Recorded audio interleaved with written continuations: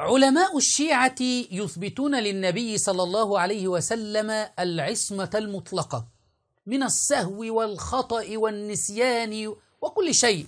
يعني حينما تقول سبحان من لا يسهو ولا ينسى، قد يكون بذلك عند الشيعة النبي صلى الله عليه وسلم أو الآئمة. حتى خرج علينا السلقلقي ياسر الخسيس من أجل أن يطعن في أم المؤمنين عائشة رضي الله عنها، دمر هذه العصمة المطلقة التي جعلوها للنبي صلى الله عليه وسلم.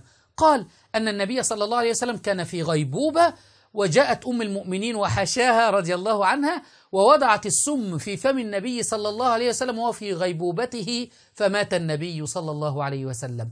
أين العصمة المطلقة؟ أعلم أن كثير من معمم الشيعة ومن علمائهم سيكفرون السلقلقي ياسر الخسيس بعد تدميره للعصمة المطلقة.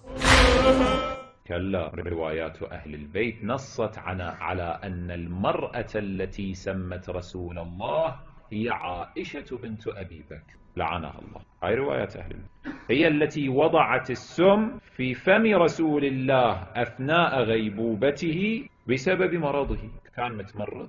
بمجرد ما وضعت هذا السم في فمه وإذا به صلوات الله عليه وآله تتدهور حالته الصحية، فاستشهد مسموما مغتالا قتيلا. سبحان الله على هذا الكذوب الأفاك السلقلقي ياسر الخسيس.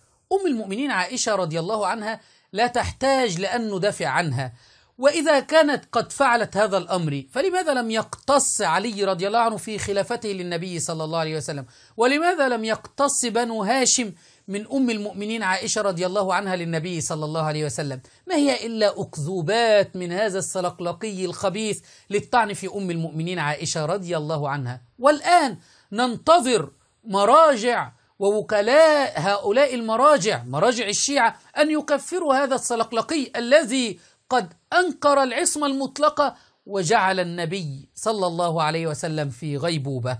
فماذا ستحكمون يا معمم الشيعة؟